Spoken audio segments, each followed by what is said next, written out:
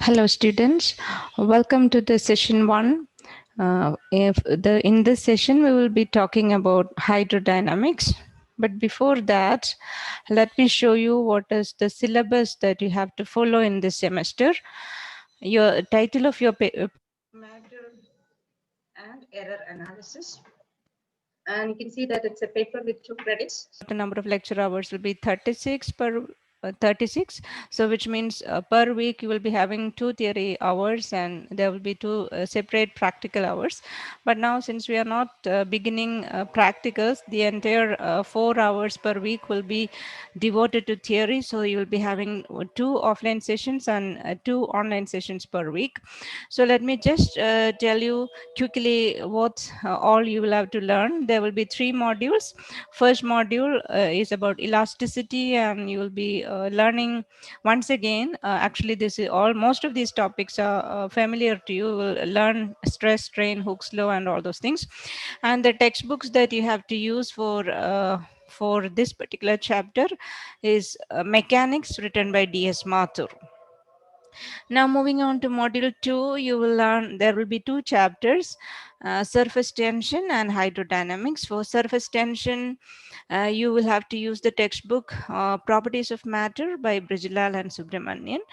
And for hydrodynamics, you will have to again use Mechanics by D.S. Mathur. So it is this chapter that I will be beginning.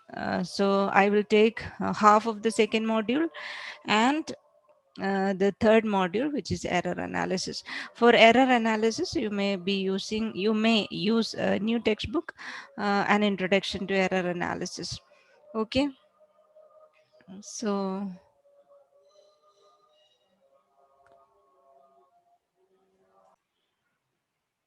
today, this is your first session. The chapter is hydrodynamics, and in today's objectives I have listed out here. We will try to learn these 4 topics: streamline and turbulent flow, critical velocity, coefficient of viscosity, and we will derive an equation which is referred to as Poiseuille's equation. Now, this streamline flow and turbulent flow, these concepts are very familiar to you because you already learned it in school. So if I ask you what are the major differences between streamline flow, which is also called laminar flow, versus turbulent flow. These are 2 different ways in which fluid flow will behave. If you observe the flow along a pipe or in any other water body or so on. So this was first observed by a scientist, Reynolds, Osborne Reynolds. So we will see what are the differences between these 2 types of flow: streamline flow, flow. So laminar flow, you can define it like this.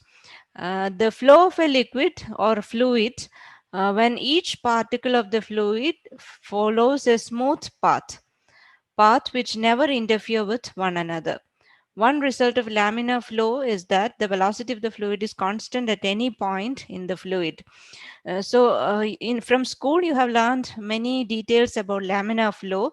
So since it is a basic physics or core physics topic, wherever you refer, whichever textbook that you refer, the description of the laminar flow or turbulent flow will be the same, because there are certain points or there are certain features that are to be maintained by fluid which is making a laminar flow or a turbulent flow. But when you give a definition from the examination point of view, if somebody asks you to define what is laminar flow, you can say that there will be different layers in the flow. The fluid will be flowing as different layers, but adjacent layers will not mix with each other. So no intermixing is present in the case of laminar flow. So there are various features like that which I have listed out here. You can go through. But the important thing that you have to mention is when you observe, if you observe a particle which is making a streamline flow. For example, a fluid is flowing, and if you examine one particle out of that fluid, every point in the flow it will be maintaining constant velocity, so that it maintains constant velocity is the most important aspect that you'll have to mention.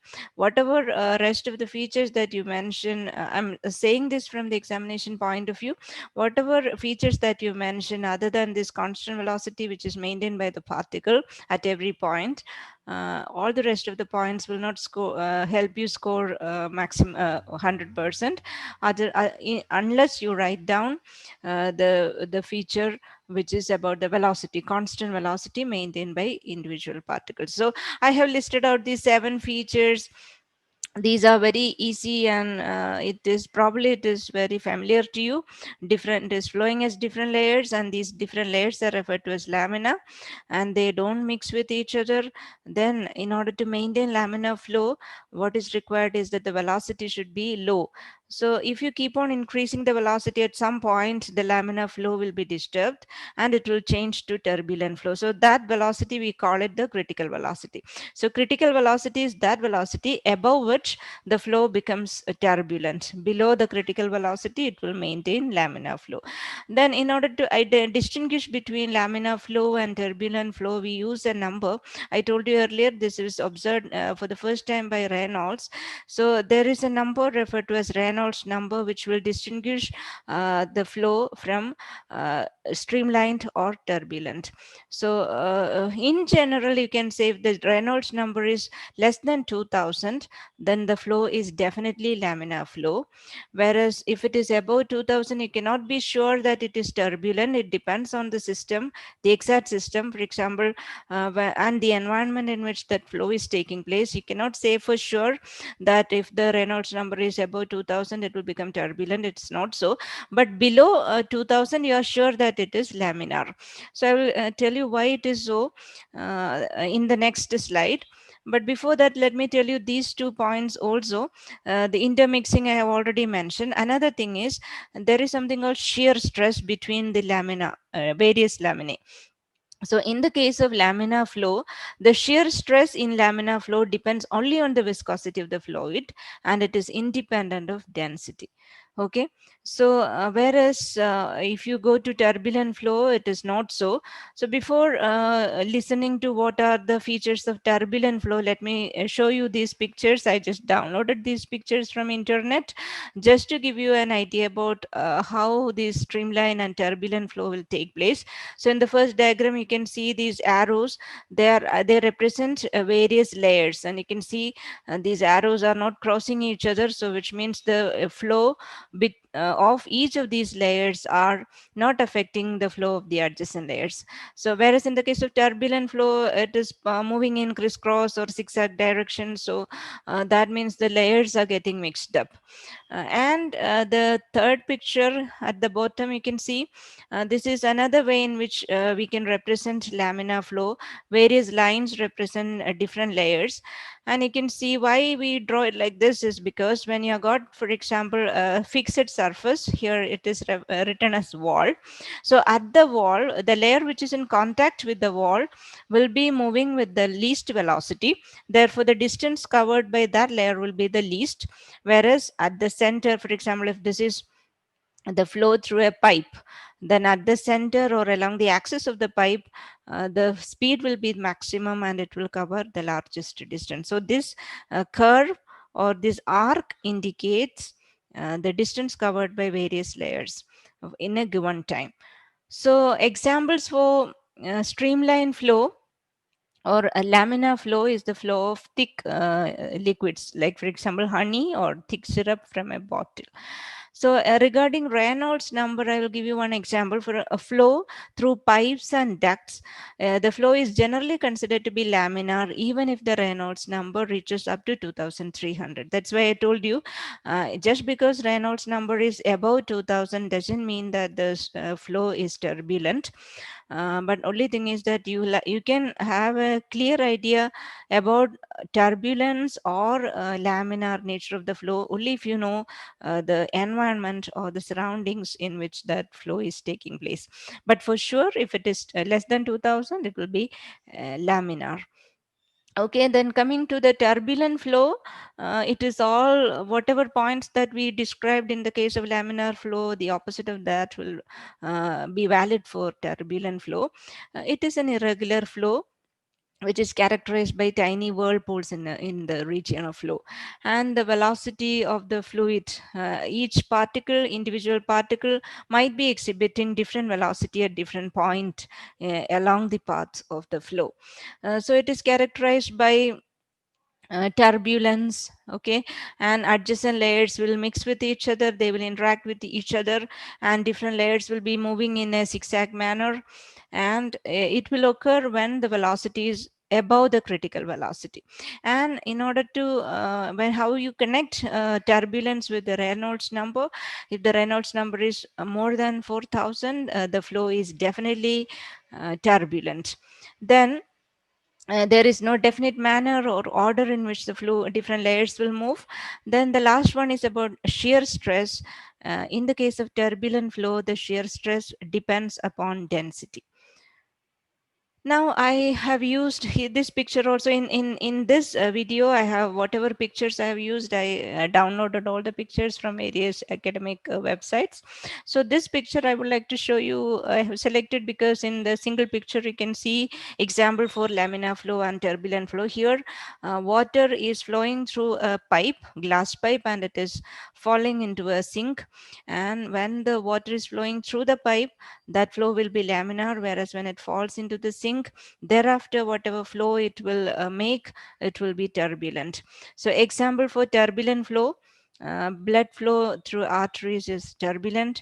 Oil transport in pipes, because giant pipes will normally be used and oil is viscous, so that will make the flow turbulent. Then from nature we can have many examples: lava flow, and then ocean current, all these are turbulent. Then when you pump fluids or liquids, then that will also be turbulent in nature. Then in the case of aircraft, and the flow of air around the aircraft wings will also be turbulent. Okay, now here in this slide I have just listed out the differences which will help you compare different features of laminar flow and turbulent flow. All these whatever I have listed out is things which I have just mentioned. And okay, then you can go through it, you can post the video and go through it if you want to. Let me just show you a small YouTube video which will help you compare a turbulent flow and a streamline flow. It is a video of air particle, some small particles flowing through pipe. These two pipes are similar in nature. They are pipes made up of crystal quartz material, quartz pipe, and you can see these particles which are flowing. Even though these two pipes are the same, the first one is smooth inside, whereas the second one has got corrugations inside, and the presence of that corrugation makes in the second case on the right side, the flow is because of that corrugation, the flow becomes turbulent, whereas in the first case, smooth pipe, the flow of these particles are streamlined in nature. Okay, now uh, this I have already mentioned, critical velocity. It will decide whether the flow is turbulent or streamlined. So what you can keep in mind is that if the flow speed is very low, it will be streamlined, whereas when the flow speed or velocity exceeds the critical velocity, it will become turbulent. Okay, now this is another example in which you can actually do at home. You take something like a test tube and fill it with water, and if you have got some mechanism like for example a syringe in which you can take ink which is colored or some colored liquid, typically ink, and you can inject that colored liquid into this water.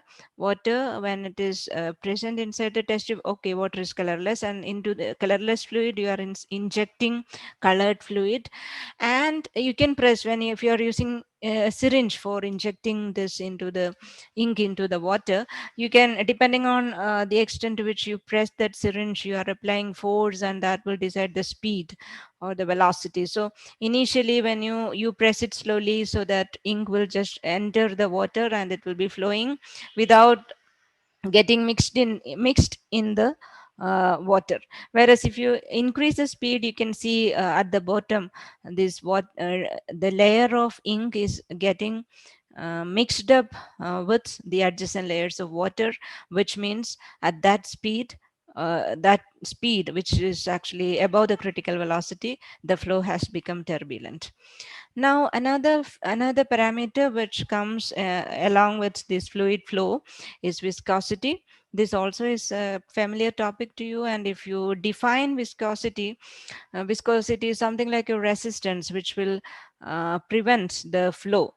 For example, if you don't keep on applying a pressure or a force, at some point of time the flow will stop.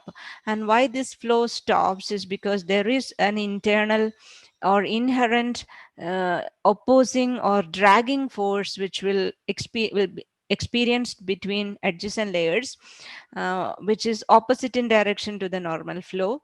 And if you cannot sustain the pressure or the force to maintain the flow along one direction, then this viscous drag, which act in the opposite direction, will result uh, s- in the in stopping the flow at some point of time, and that is what we refer to as the viscosity.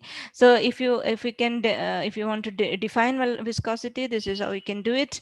It is the property of a fluid by virtue of which an internal resistance comes into play when the fluid is in motion, and it opposes the relative motion between different layers, and that will result in that will result to stop the flow at some point if you don't maintain external pressure. And if you want to demonstrate, it is very easy. You can actually take some water or some liquid in a tumbler, and you just give it a whirl, maybe along clockwise direction, and then you stop whirling it. Then what we have done is, when you whirl it in clockwise direction, the fluid is flowing in the clockwise direction. But when you stop it, what happens is that the external force which triggered this clockwise movement has stopped, whereas this internal dragging force will be acting, and it will be acting in the counterclockwise direction. And in the absence of this external force, this internal drag will prevent the flow, and the fluid will come to a stop. So that is how you can demonstrate it easily, the presence of viscosity in fluid, in using whatever materials which are available around you. Now, in order to quantify viscosity, for example, viscosity experienced by water will be different from viscosity experienced by castor oil, because the density is different. So in order to quantify the viscosity, we use a term which is called coefficient of viscosity. So in order to find out what is this coefficient of viscosity, we will find out what are the factors on which this dragging force depends. So if we represent dragging force as F, it is actually a force experienced between adjacent layers. So if you I don't know how to, I don't have a picture here. Just imagine water which is taken in a tank. Okay, like a fish tank, for example. So you have got a rectangular tank. The surface will be rectangular in shape. So you have got a layer which is in contact with the bottom surface, glass or whatever surface. So the glass surface is stationary; it is not moving, and the layer which is in contact with the glass, that is also not moving. Its velocity will be zero. Whereas if you imagine the water which is contained in that tank to be divided into different layers, then you will see that the velocity will keep on increasing as you go higher and higher from the bottom. Okay, at the bottom, the layer which is in contact with the bottom surface of the tank will be stationary, its velocity will be zero, whereas the topmost layer will be having maximum velocity. So in order to illustrate that, I have used this diagram. Here you can see AB is the fixed surface, and the layer of water which is in contact with this fixed surface will be having zero velocity, whereas the topmost layer will be having maximum velocity. So this diagram indicates the way in which the velocity is changing from zero to the maximum value. So if you imagine this water or fluid which is contained in that tank to be divided into infinite number of layers, you can see adjacent layers will be having constant difference in velocity, or the way in which velocity increases from bottom to top is linear in nature. So that's why when you represent it using graphically, you can see it will be a straight line. So if you assume the layer just below the topmost layer, and if you study this layer, you can see the various parameters. V is the velocity of that particular layer, and the adjacent layers, top and bottom layers, will be having constant difference in velocity compared to this layer. So the top layer will be, if the difference in velocity between adjacent layers is dv, then you can say the layer just above this layer, the layer which is having velocity v, which is the layer just below the topmost layer. So the topmost layer will be having velocity v plus dv, and the layer just beneath this one, the layer which is having velocity v, and the layer beneath that one, so that one will be having a velocity v minus dv. Just the point is that if you are taking any layer, the two adjacent layers will be having constant difference, like top layer will be having plus v plus dv velocity compared to the layer in question, and the bottom layer will be having minus dv velocity compared to this layer. So that is what is represented here, v plus dv, v and v minus dv. Okay, so then the velocity is changing and the thickness of each of these layer is constant, and it is denoted as dx. Okay, so now we will see what are the parameters on this. F will depend. F is definitely proportional to area of this surface, okay, or area of the lamina. So when you consider water in a tank, this bottom surface of the tank is having a specific area, and each of these layers will be having that planar area will be equal to A. So you can say the viscous drag is proportional to A. Viscous drag is also proportional to velocity. That is, F is proportional to A and F is proportional to V. And then the third one is the distance of the layer from the bottom layer, which is X. In the previous diagram, it is noted as A, but this should be corrected to X. So it is actually the distance of the layer in question from the bottom layer. So we take it as X. So combining all this, you can write F is proportional to AV by X, and the proportionality constant is negative eta, where eta is the coefficient of viscosity, and the negative sign is because the viscous drag is opposing the flow. So that's why negative sign is there. So this coefficient is referred to as the coefficient of viscosity. Now, if you want to give a conventional definition to viscosity, you can do, for example, each of these parameters when they take a unit value, how much, for example, when A becomes unity, and V by X. V by X is actually dV by dx, and dV by dx we refer to it as velocity gradient. So if area is 1 meter square, velocity gradient is 1 meter per second per meter, then in that situation, whatever force is experienced, whatever dragging force is experienced, that is what we call the coefficient of viscosity. So like that, that definition is given here. Coefficient of viscosity is defined as the tangential force. Tangential is also important there because the force is experienced between layers. Since the layers are planar in nature, the direction of force will be tangential. So the tangential force required to maintain a unit velocity gradient between two layers of unit area. So that is how we define coefficient of viscosity, the tangential force required to maintain unit velocity gradient between two layers of unit area. Now, if you, for example, how much is this unit area or how much is this unit velocity gradient, if you express these two and the force either in CGS system or in SI system, you can define the unit for coefficient of viscosity in either in CGS system or in SI system. So the coefficient of viscosity is represented by the unit uh, poise, which is represented as P in CGS system, and it is defined as 1 poise is the coefficient of viscosity of a liquid if a force of 1 dyne is required to maintain velocity gradient of 1 centimeter per second per meter between two layers of area 1 centimeter square.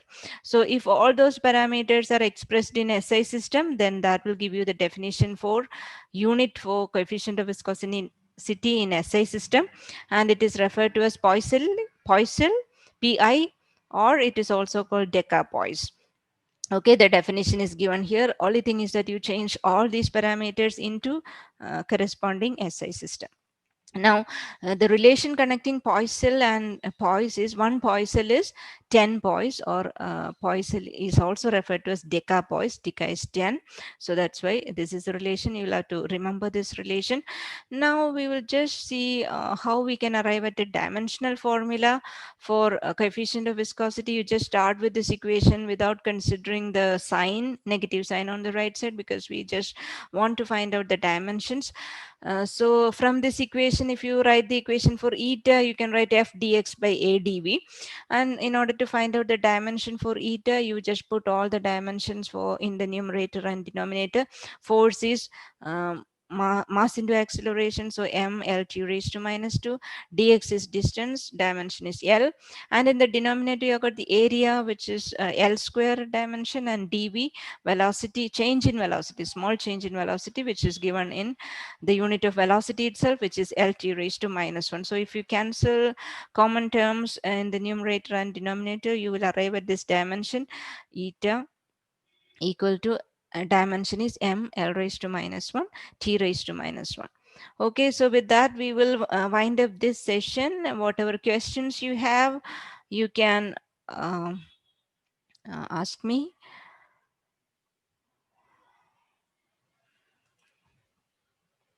Okay, so see you in the next class.